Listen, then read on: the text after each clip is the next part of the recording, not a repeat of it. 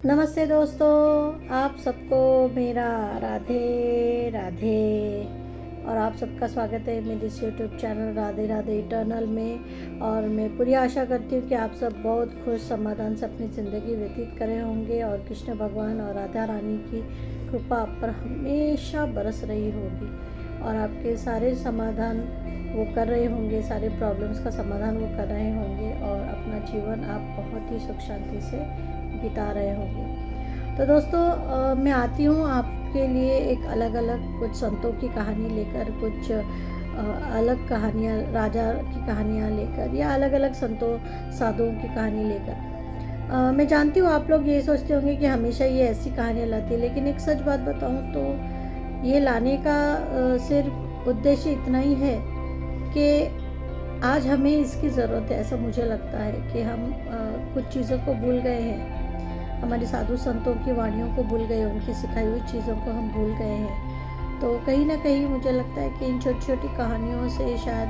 आपको फिर से वो बोध हो जाए, जीवन की सच्चाई आप तक पहुँचे या हमें क्या करना चाहिए क्या नहीं, क्योंकि हर किसी को गुरु मिलता है ये ज़रूरी तो नहीं। तो मैं गुरु तो नहीं हूँ, लेकिन उनकी कुछ वाणियाँ मैं आपके सामने लेके आती हूँ, कुछ कहानियाँ मैं लेके आती हूँ जिसमें कि कोई सीख होती है। तो मैं आशा करती हूँ कि आपको ये पसंद आती होंगी, और अगर आपको सच में ये पसंद आती होंगी तो प्लीज़ लाइक शेयर और सब्सक्राइब ज़रूर कीजिए मेरे चैनल को, और कमेंट्स भी किया कीजिए कि आपको ये कहानियाँ कैसी लगती है और क्या और कहानियाँ आप मुझसे सुनना चाहेंगे। बस इसी आशा के साथ बढ़ते हैं आज की कहानी की तरफ। तो आज की कहानी है एक ऐसे इंसान की जिसे हम सब जानते हैं, संत कबीरदास जी की। हाँ, मैं संत कबीरदास जी की कहानियाँ आजकल आप लोगों के लिए लेकर आ रही हूँ। पिछले 3-4 कहानियों में भी मैंने संत कबीरदास की ही कहानियाँ बताई, क्योंकि उनके पास से सीखने जैसा बहुत कुछ है, बहुत कुछ। उनके कहे हुए दोहे आज की दुनिया में एकदम परफेक्ट बैठते हैं। जब आप उनके दोहे सुनते हो तो आपको लगता है अरे ये तो मेरे जीवन से निकलित है, ये मेरे साथ हो रहा है और शायद यही सच्चाई मुझे देखने के लिए आज मिल रही है। तो इसलिए मैं कुछ कहानियाँ उनकी बहुत ही सुप्रसिद्ध जो कहानियाँ हैं वो मैं आपके लिए लेकर आ रही हूँ। तो आज की कहानी भी वैसी ही है। तो बढ़ते हैं आगे आज की कहानी की तरफ। तो कबीरदास जी, जैसे कि हम सब जानते हैं कि अपना उदर निर्वाह करने के लिए हमेशा साड़ियाँ बनाते थे। कपास से साड़ियाँ बनाना खुद के हाथों से बनाते थे और उसे बेचते थे।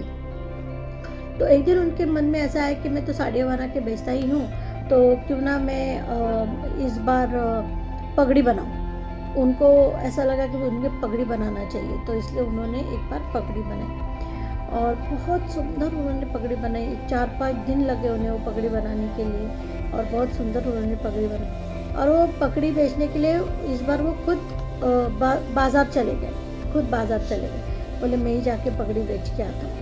तो वो बाज़ार गए, वहाँ पे उनको सब देखने लगे कि अरे संत कबीरदास जी आए, उनके पैर पड़ने लगे वगैरह सब। और फिर उन्होंने आवाज़ लगाई पगड़ी बेचने के लिए। तो बहुत से लोगों ने उनको बोला कि हमें पगड़ी दे दीजिए, हमें पगड़ी दे दीजिए। तो उन्होंने पूछा इसका दाम क्या है, तो कबीरदास जी ने कहा इसका दाम जो है वो है 2 टका।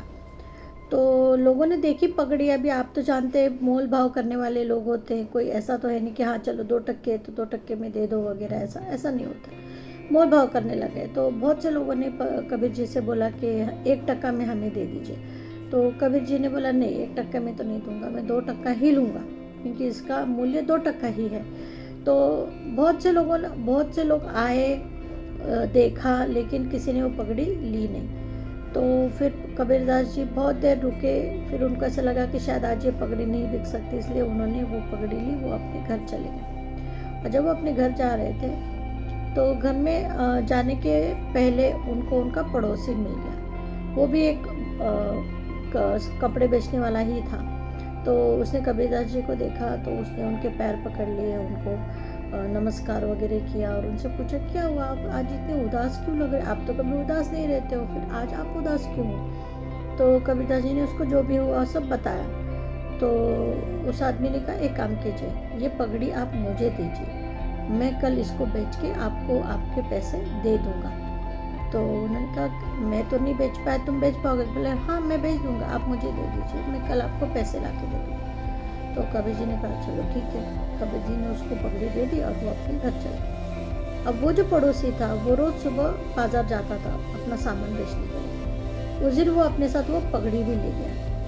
पगड़ी ले गया, जोर जोर से चिल्लाने लगा कि बहुत सुंदर पगड़ी, जानदार पगड़ी, ऐसी शानदार पगड़ी आपको कभी नहीं मिलेगी, आइए आइए और पगड़ी देखिए, ले जाइए, इसका 8 टका है, 8 टके की पगड़ी है पर बहुत सुंदर है, इससे अद्भुत पगड़ी आपको मिल नहीं सकती। ऐसा बहुत कुछ वो चिल्लाने लगा जोर जोर से। तो ये सब सुन के एक बहुत ही अमीर जो व्यापारी था वो आया, उसने वो पगड़ी देखी, बोला क्या है ऐसी पगड़ी में जो तुम 8 टका में बेच रहे हो। तो उसने कहा अरे अब देखिए तो सही, अब देखिए तो कितनी जानदार, कितनी सुंदर पगड़ी है, ऐसी पगड़ी आपको कहीं मिलेगी नहीं, और जब आप ये पगड़ी पहनोगे ना तो आप बहुत ही सुंदर दिखोगे। ऐसे लोग पूछेंगे आपको, देखेंगे कि पता नहीं कौन जा रहा है, इतनी सुंदर इतनी शानदार पगड़ी है ये, आप पहन के तो देखिए। तो फिर उसने वो पहन के देखी, फिर उसने वाह आप क्या दिख रहे हो, आप एकदम जबरदस्त दिख रहे हो, आप तो बड़े व्यापारी हो और बड़े दिख रहे हो, ऐसा वैसा बोल के उसने उसको बहुत मस्का लगाया। फिर उसने कहा हाँ ठीक है पर मैं 8 टका तो नहीं दूंगा, आप कुछ तोल मोल करके सही भाव लगाए। बोले नहीं नहीं मैं तो 6 टके लूँगा, उससे कम नहीं लूँगा। बोले नहीं नहीं 6 टका नहीं, मैं 5 टका दूंगा तुमको, आखिरी में आखिरी भाव, बोलो बेचोगे। तो फिर उसने थोड़ा सा ऐसा बहुत कम हो रहे, 5 टका 6 टका तो दे ही दो। तो बोले नहीं नहीं मैं 5 टका ही। अच्छा बोले ठीक है चलो 5 टका ले लो। उसने वो 5 टके लिए और शाम को जब वो कबीर जी के पास गया उसने उनको 5 टके दे दिए। तो कबीर जी ने बोला कि कैसे बेच दिया तुमने 5 टके में, मैं 2 टके में बेच रहा था तो लोग मुझसे 1 टका मांग रहे थे, तुमने 5 टके में बेच दी, ये क्या चमत्कार हो गया, कैसे बेच दिया तुमने। फिर उसने जो थी वो सारी बातें कबीर जी को बताई, और कबीर जी को जब बताई तो कबीर जी तो आप जानते हैं हमेशा ही कुछ ना कुछ दोहा बोलते ही रहते। तो उनके मुख से बहुत सुंदर दोहा निकला कि सत्य चला पाताल लोक, झूठ रह गया जग में छाए। सत्य गया पाताल लोक, झूठ रह गया जग में छाए, 2 टके की पगड़ी 5 टके में बिक जाए।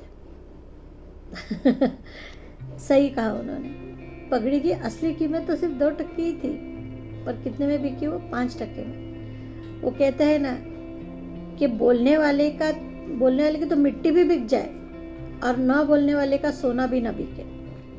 तो आप जितना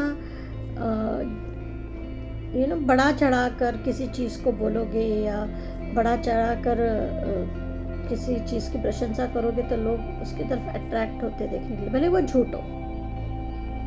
झूठ हो, लेकिन लोगों को आजकल ऐसा है कि झूठी प्रशंसाएं और झूठी चीज़ें ज़्यादा पसंद आती है, सच्चा आदमी पसंद नहीं आता।